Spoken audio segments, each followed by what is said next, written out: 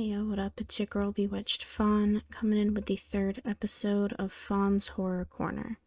This is where I watch a random horror movie from Tubi and we talk about it, stating the obvious. Spoilers are ahead. Life has been hectic, which is why I haven't uploaded in a while, but I am going to try to create a bit more of a schedule for myself for this, since I do enjoy it. However, there won't be any of my reactions or comments in this episode, as when I watched it initially, I completely forgot to press record, so I don't have it, and I like my comments and reactions to be only from, my first time watching it, so that's why it's not in this, but it'll be in other ones as long as I'm not an idiot. Back to the topic. The movie I watched was called Children of the Night from 1991. The description that Tubi gave us was, when a vampire is freed from his long imprisonment in an underground crypt, a suspecting idyllic town becomes the target of his bloodlust. This is the first vampire movie I will be covering on this channel, which is pretty exciting. So let's get into the predictions.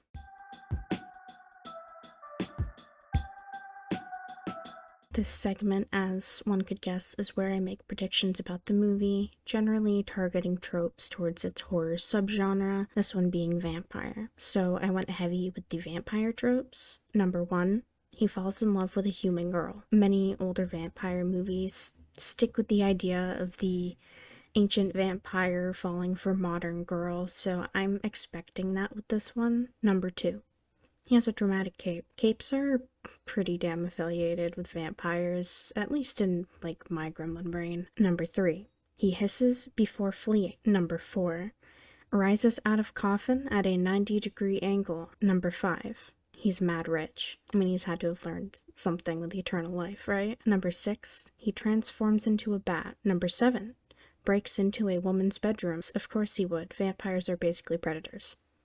Lastly, Number 8, he does that thing where his W's or V's, like, I want to suck your blood, because I guess they all have speech impediments or accents. Those are my predictions, so let's get into the movie and see if they fall into place.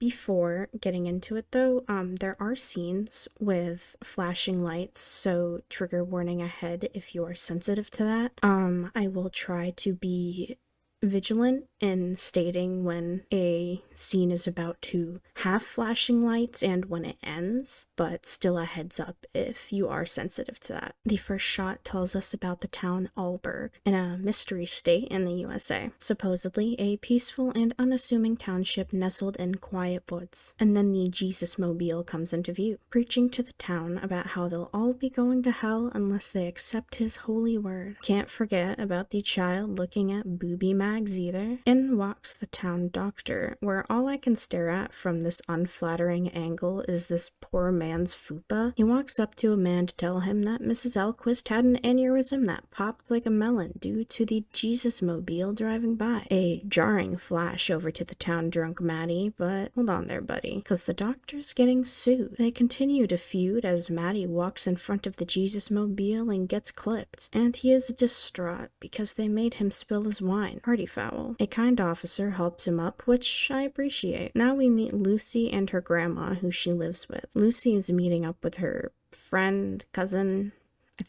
We meet Cindy and her mom, and I had to do a double take at her mom because I really thought she was Jennifer Coolidge for a second. I'm not gonna lie. It's dinner time with Grandma, Cindy, and Lucy, and Grandma is definitely a Jesus freak, which, you do you, but I would be uncomfy in that setting. Cindy mentions the collection, and Lucy clearly doesn't want to go there, as Grandma will never stop talking about it, which makes me think of my own grandmother, where it was a whole thing in our family that you do not mention fairies to her, especially if she's had wine, because you will be there all night because she will be talking about fairies. So I don't know, that kind of gave me a laugh. The girls are in the garage and they snuck some alcohol for some gnarly underage drinking and smoking. Hell yeah, brother. They have a checklist of things to bring with them to their adventure to the local abandoned church. Lucy states that she's 17, she's going away to college, and she is not scared of old empty buildings. Well, Lucy, I'm 26, a little bitch, and I am scared of old, empty buildings. They enter the building, and it's clearly large. Lucy is creeped out, but Cindy feels nostalgic toward it as she went there a lot as a kid with her mother. They go down a creepy flight of stairs, and we learn of the horrific custom the children created. Every kid who leaves Alberg has to swim in the flooded crypt, or else you'll never wash the town off you, because if you don't, you'll go right back to the town. Now, maybe I am too old for risk-taking anymore. Maybe I have been privileged with too much TikTok teaching me about still water, but this is definitely water that would give you brain-eating amoebas. Like, it's a flooded, abandoned basement crypt. You couldn't pay me enough to hop in that shit. They light the candles for a dramatic environment and hop into that nightmare water. Fuck that. There's a plaque on the wall telling us about a 15-year-old who was taken away tragically from his family, and Cindy makes a comment that it was before a bunch of killings started in the town, and she says that the bodies are still underneath them in the water. Double fuck that. Amidst teenage banter about boys, we get shots of underneath the water, and there's just like a whole ass set of lungs under there. Lucy loses her cross necklace underneath the water, and Cindy offers to dip under and attempt to look for it. But alas, it's landed onto a decrepit vampire, and it wakes his ass up and scares the shit understandably out of Cindy. He grabs her while they're in the water, and they emerge out of it. Cindy is in his arms, and it looks like he kills her. Lucy is paralyzed with fear as she watches. But don't worry about that now, because the scene has changed. We're in River Junction, a small industrial town 50 miles out of Alberg. We enter a classroom where the teacher, Mr. Gardner, is teaching what I was about to say was a class until I noticed, like, just now that it's literally only a young girl and her Karen-looking mom sitting in the back, so maybe it's more of a tutor situation. The kid, oddly enough to me, kind of looks like a young Lady Gaga. They are talking about a book that's about a guy talking about the devil, and the mom is sitting in the back, and she's not happy. And she's storming up to Mr. Gardner, and she tells her daughter to get in the car. And we get a close-up shot of the mom while she's talking, and I feel like it puts emphasis on the Glasgow smile scar that she has, which I wish had backstory. But I'm gonna tell you right now, do not get your hopes up, because there's no backstory on it, which is kind of a bummer because I was intrigued, but this is like the last that we see of this woman. Long story short though, the mom doesn't like what's being taught, but Mr. Gardner is like, she's learning and reading though. Suddenly, Frank the priest appears, and he looks shaken up for sure, and he is not okay, and confides in Mark Gardner because they're longtime homies. Frank admits that he has fallen in love with a woman, and something bad is happening. So they take a trip. We enter a home, but it's not Frank's home. There's a pile of wooden stakes in the corner of the room, and Mark is understandably like, bro, what the fuck is this? Frank pours himself a drink, and we learn he's been drinking for about a week at this point, and he's keeping a heavy track on what time it is. We learn that Mark wanted to be a priest initially, but then he fell in love with a woman and decided that priesthood ain't for him. We learn that Frank confessed to Mark back then that he had an affair, and the house he's currently in was his brother's house, which is who's no longer among the living. Frank mentions that after the funeral he consoled the loved ones of his brother, but perhaps a bit too much, because he boinked his brother's wife, aka Cindy's mom, who was also the woman he boinked 10 years ago, and from the sounds of it, they kinda just never stopped. So, major yikes. Amidst his breakdowns, some moaning comes from upstairs, and Mark is like, what the actual fuck was that? Frank thinks his sins are being punished because of what's upstairs, so they trek up, obviously. He's counting down the time until sunset, which is when Karen and Cindy's day starts. Mark notices that they're boarded up inside of the room. Karen is on the bed, Cindy's in the tub. Cindy's lungs are outside of her body, taking in air, I guess. The sun sets and the two girls arise from their slumber. Karen's cocoon is the worst to watch. It's slimy, milky, wet, and it skeeves me out. Frank tosses leeches into the room,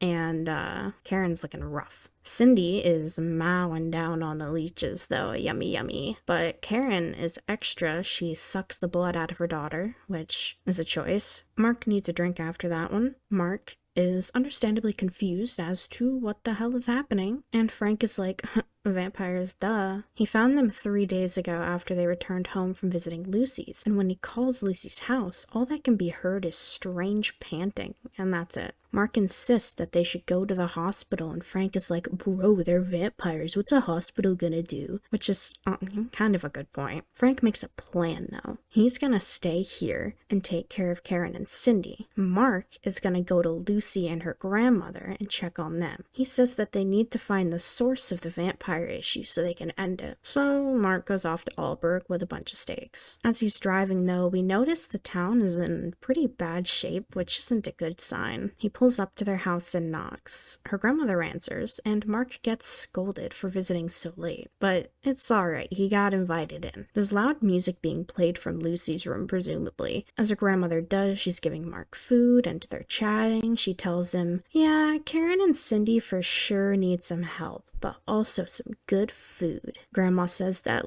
she's just having an emo phase. She locked herself in the room. She won't come out. Mark is insistent on talking to Lucy though, so they go to her room. And then we see the grandma's dentures fall to the ground and she attacks Mark. Uh-oh, grandma's a vampire. Mark gave Grandma a good clock on the head and he kicks Lucy's door to release her, but Grandma ain't dead and she's ready for more. But Lucy knocks her the fuck out with a golf club, and now she's looking dead. The two run to his car and get moving. Now we switch to Frank. He's trying to watch some TV, but Karen is causing a whole ruckus upstairs and he's like, what the fuck is going on up there? And Karen starts mimicking him, and it kind of sounds like what I do to my boyfriend sometimes, so that gave me a laugh. Karen keeps egging him on, but we're back to Lucy and Mark for now. They're driving and got busted by cops. Oopsie, nice job speeding. Officer Gates pulls up and she asks for both of their license and registration. Mark was going at least 30 over the speed limit, so yikes. Mark says he was just in a rush to get his girlfriend back home since it's late and her father's really strict. But Officer Gates is a badass bitch, and she calls him out for lying. Turns out there's a runaway report on Lucy from her grandmother, so Lucy has to go with Officer Gates back to her grandmother. Mark is trying to be like, no, she can't do that. She can do what she wants. Just leave her with me. And I love Officer Gates for this, because she tells him, keep it moving, go back to River Junction, and get a girlfriend your own age. Unfortunately for the two, though, Lucy has to get out and go with Officer Gates, and Mark has to drive off. Officer Gates quickly becomes a favorite of mine. She's ranting to Lucy about how she hates towns like these with hodunk people, and she can't leave because she married one of these hodunks, and she was going off. I love her pop off. She asks Lucy about her grandmother, and Lucy lies, and she says that her grandmother's going senile. She's been paranoid and violent. We get a scene with Mark. He's doing a U-turn and he's going straight back to Alberg, back to Lucy. She's doing everything in her power to get this cop to leave to protect her, but she's determined to make the reunion go smoothly, which I can respect. Grandma opens the door with a big fruity hat on, and she welcomes Lucy home. Officer Gates starts to walk away, and Lucy is fighting back against her grandma, and she's yelling like, my grandma's a vampire. Officer Gates does look back, but she can't do anything as someone off-screen knocks her out. Mark is driving back and he stops at a payphone. He's calling Frank. Frank's scene is chaotic. Loud music is playing and Karen is having a party by herself. Frank doesn't answer, but he is on his way to the girls' room. Karen is egging Frank on and he's clearly losing his patience. After some back and forth, he starts reading the Bible in front of the door, but it's not having much effect. Karen is still pushing him and she's clearly trying to manipulate him into getting into the bedroom. But now we see Mark. He's sneaking around the outside of Lucy's house and he's interrupted by the local child perv telling Mark that he knows the best spot to get a good look inside and at the girl. But now we're back to Frank, who is kneeling at the bedroom door reading from the Bible. Karen is doing her thing, and ultimately she gets him to stop because she tells him that she loves him. He didn't like that, and he ran off back downstairs. Now, here's a flashing light warning, and I will say when the flashing is over. We are back to Mark and the local perv. They are peering through a window and see Lucy tied to a table. Grandma's pulling doing some poltergeist shit and she's getting ready to have a blood feast. He tells the kid to get the hell out, and he proceeds to run and leap through the window. He pushes Grandma down and hammers a stake through her heart, thus ending Grandma's reign of terror. He frees Lucy, and now the flashing scene is over. The two are in his car speeding away, but they're stopped from going further as clearly someone blocked the road with fire. Doesn't look like anyone's getting out that easy. The local little perv runs out into the road and he tells them that the town folk brought Officer Gates to the lodge. Lucy wants to help her because ultimately, the officer didn't do anything wrong to them. She was doing what she thought was right. Now, it is a party of 3, and they're heading to the lodge. And he is asked that with his peeping Tom expertise, is there any way they could get into that lodge undetected? And he delivers. There's a skylight on the roof of the building. But now we're back to Frank. Warning ahead for flashing lights. He's looking real worn out. He looks over to the door. He sees Karen's hand reaching out and caressing the floor. Well, whatever it is, her and her Nosferatu nails are doing something to Frank, because temptation won. He's removing the wooden barricades and he enters. Karen seduces him with her non-vampire looking self. Cindy is looking sick of her shit. And the flashing scene ends, because we're back to Mark's trio. They're on the roof of the lodge and they look through the skylight. All things considered, with the townsfolk being vampires and all, I mean, it looks kind of fun. They've got bingo, music, chill vibes. This is interrupted by Billy being a backstabbing little perv, as it turns out he works for his master, and he just lured these 2 people to the lodge successfully. But back to Frank. Him and Karen are trying to get a little freaky with Cindy in the room. They're making out, and Karen goes back to vampire mode, and she takes a big ol' apple-sounding bite into Frank's neck. Good job, dude, you thought with the wrong head. Cindy gets up and looks at her mom, and her mom vomits out the gross-ass cocoon that she sleeps in, and she encases herself in it. Cindy leaves the room, but we don't know what for yet. We're back to the vampire party at the lodge. Mark and Lucy get dragged in by the townfolk vampires. We learn that Billy isn't a vampire, but he is the big bad vampire's familiar. We also learn that his name is Zakir. The vampires are going feral because they can smell Lucy's virgin blood. Ultimately, that's what Zakir is after. Then Officer Gates gets pulled into the scene and she is fuming. Then, with a dramatic entrance, Zakir himself enters the building. Needless to say, the humans that are left are shook. Mild flashing lights ahead. Officer Gates, amidst that moment, breaks free, arms herself with a broken bottle, and is ready for battle. She is one of my favorite characters, and in this moment, definitely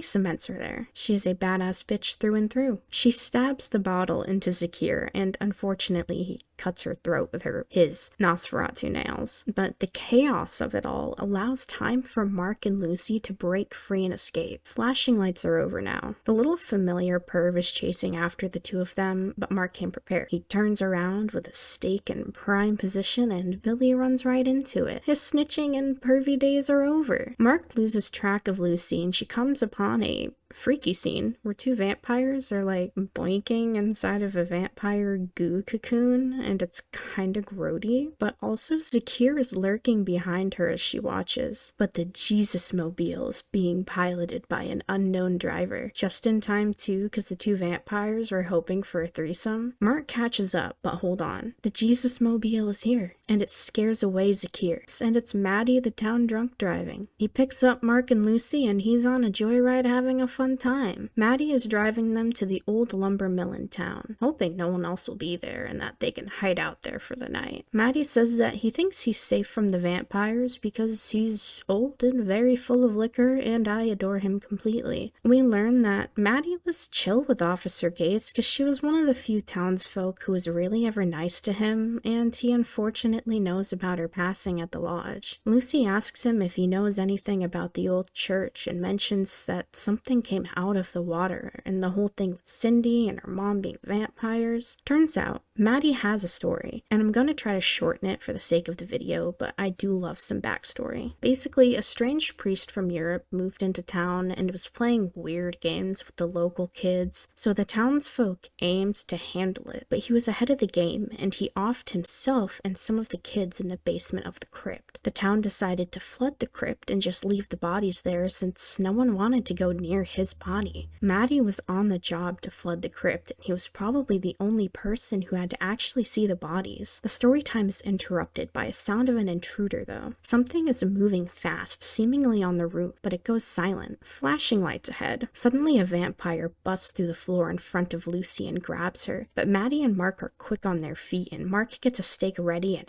hammers it through the intruding vampire, followed by Maddie complimenting Mark's stake skills. Mark wanted to move the vampire body out, but Maddie's like, I don't know, because blood sense and all, and Mark is like, oh yeah, true, haha. They did say that they could smell Lucy. Oh, flashing scene's over. So then they have to inform Maddie that Lucy can be tracked because she's a virgin. And Maddie's like, hey, that's chill, virgin or not, it's none of my business. They decide it's time to try to get sleep, and Lucy gets to go first. Maddie and Mark will keep watch. Mark hands Lucy his cross necklace and lets her get some sleep. Now Mark and Maddie get some bro time, and they share some drinks. And now the movie wants us to want the grown man and the 17-year-old together. Yikes. We're back to Cindy now. She's downstairs in her house, and she grabs a steak, and she goes back up. She walks to her mom while she's cocooned.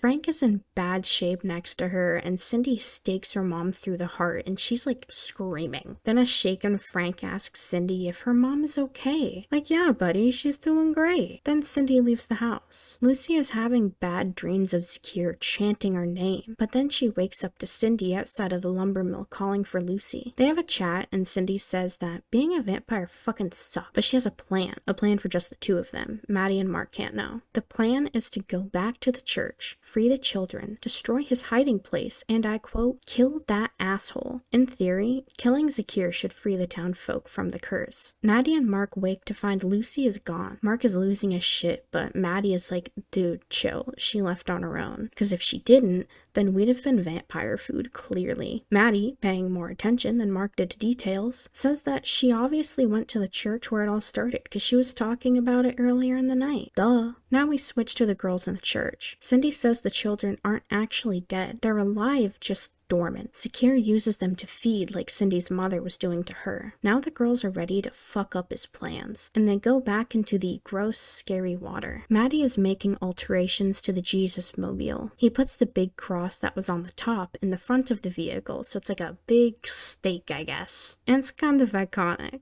And the two are off making their way to the church in the modified Jesus mobile. But it's not a smooth trip. They've got vampires driving after them, and Maddie's having the time of his life playing IRL GTA in the Jesus mobile. There's a vampire in the road, but Maddie missed, and the vampire ended up busting through the window on Mark's side, and he's attacking Mark. But don't worry, he fought him off. Back to the girls. Cindy is underneath the water dealing with the children, and Lucy is sitting outside of the murky water. Quick flash to the boys, and they're prepping some Molotovs. But now back to the girls again. Cindy is underwater, Lucy is out of it, and unfortunately for her, Zakir is right behind her. She leaps into the water and calls for Cindy's aid, but to no avail. Now he's in the water, and he's making his way to Lucy, until Cindy pops out in front of him and punches him in the face, which was beautiful, biding time for Lucy to escape. He snaps Lucy's neck underneath the water, but it gave time for the children to come up and attack Zakir. The boys pull up, and Mark leaves the vehicle to enter the church, and Maddie goes back to his IRL GTA. Mark catches up with Lucy, and unfortunately Zakir has fought off the children, so now the two are on the run. But they're followed by more vampires. But Mark does get to toss a Molotov, which is pretty cool. But Lucy gets caught by more vampires. Oh, and Maddie's having the best time ever, and they love that for him. Back to Mark and Lucy. Mark is fighting off the vampires with a piece of wood, but there's too many of them, and the two get caught. Then Zakir makes a dramatic entrance as usual, and the other vampires flee by his intimidating screams, and he begins to make his way to Lucy. Maddie sees a horde of vampires flee the church, and he starts to drive the Jesus mobile towards it. But for now, back to Mark and Lucy. Lucy, and Mark is ready to have a 1v1 fight with Zakir. But Zakir can really take a beating, and now he's choking Mark and holding Lucy in place, and then he yeets Mark across the room, and now it's just him and Lucy. Maddie is fighting a bingo vampire in the meantime, and Zakir is about to take a big bite from Lucy, but she pulls the cross necklace Mark gave her, and she shoves it in Zakir's mouth, and he's pretty pissed. Maddie drives into the church doors with the bingo vampire inside, and the mega cross affixed to the front goes right through Zakir, and it takes his ass out beautifully. That man is melted. Thank you, Maddie, for saving the day. We get a clip of Mark lusting for a minor,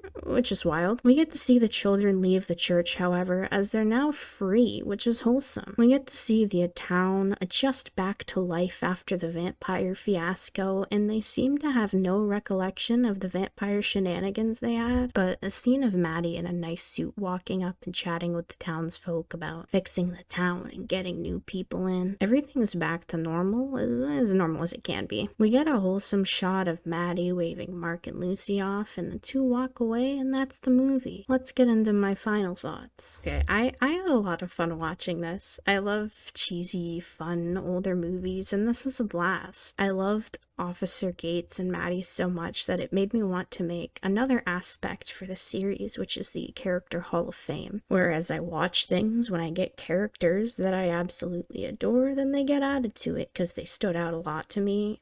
So far, Sir Giles from Curse of the Mummy's Tomb, Maddie, and Officer Gates are on it now, and it'll keep growing as time goes on. Back to the film though. In another channel first as well, I got literally no predictions right. This movie broke all of the vampire tropes that I put down, which is also fun. Like, I expected a run-of-the-mill vampire movie, and this was fun, unique, and a crazy thing all on its own, and holy hell, it was worth watching. I recommend this highly. It was silly. I was enthralled. It's definitely not your, like, typical vampire movie. I won't drag on longer, though.